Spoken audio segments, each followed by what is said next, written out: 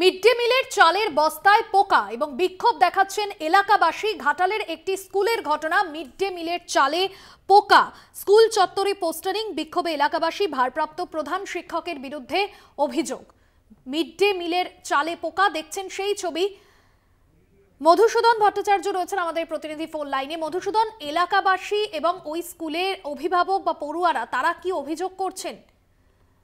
দেখো ভাস্বতী, একেবারে কিন্তু ঘাটাল ব্লকের যে ইরপালা কৃষ্ণমোহন ইনস্টিটিউট বিদ্যালয়, সেই বিদ্যালয়ে যে মিড ডে মিলের যে চাল মজুত করে রাখা হয়েছে, এলাকাবাসীরা যেটা অভিযোগ করছে, প্রায় 100 বস্তার ওপর মিড ডে মিলের চাল মজুত করা রয়েছে। আর সেই মজুত চালেই কিন্তু পোকা ধরেছে। তবে কিন্তু এলাকার মানুষজন থেকে শুরু করে পাশাপাশি যারা অভিভাবক রয়েছে তারা কিন্তু পুরো বিষয়টি নিয়ে এলাকায় স্কুল চত্বরে পোস্টারিং করেছে। ঘাটালের যে ইরপালা কৃষ্ণমোহন ইনস্টিটিউট বিদ্যালয়, সেই স্কুল চত্বরেই পোস্টারিং করা হয়েছে। পোস্টারিং এ বলা হয়েছে দীর্ঘদিন ধরে অভিভাবক সভা হয়নি কেন, পাশাপাশি এই যে মজুদ চাল, সেই মজুদ চাল কেন নষ্ট হবে, পুরো বিষয়টি নিয়ে কিন্তু সরব হয়েছে এলাকার বাসিন্দারা। তবে কিন্তু পুরো বিষয়টি যে সিআইসি যিনি রয়েছেন গৌতম দাস, তিনি বলেন আমার কাছে কোন রকম পোস্টারিং আছে বলে খবর নেই, তবে অন্যান্য শিক্ষকের উপর যে পোস্টারিং, সেই পোস্টারিং করেছে বলে আমার জানা নেই।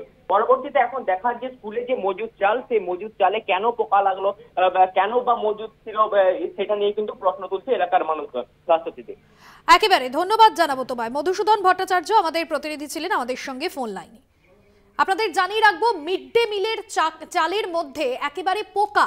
ঘাটালের ইরপালা কৃষ্ণমোহন ইনস্টিটিউশনের ঘটনা, রীতিমতো ক্ষুব্ধ হয়ে ওঠেন পড়ুয়া এবং স্থানীয় বাসিন্দারা। তারাও কিন্তু অভিযোগ আনেন ভারপ্রাপ্ত প্রধান শিক্ষকের বিরুদ্ধে। আর এই অভিযোগকে সামনে রেখে প্রতিবাদে সামিল হন তারা। পোস্টারিং, বিক্ষোভ দেখাতে থাকেন এলাকাবাসী। স্কুল চত্বরে পোস্টারিং, বিক্ষোভে এলাকাবাসী। আবারও মিড ডে মিলের চালে পোকা, আর সেই ছবি ধরা পড়ল ঘাটালের ইরপালা কৃষ্ণমোহন ইনস্টিটিউশনে। ভারপ্রাপ্ত প্রধান শিক্ষকের বিরুদ্ধে অভিযোগ। দেখছেন পোকা ইতিউতি ঘুরে বেড়াচ্ছে।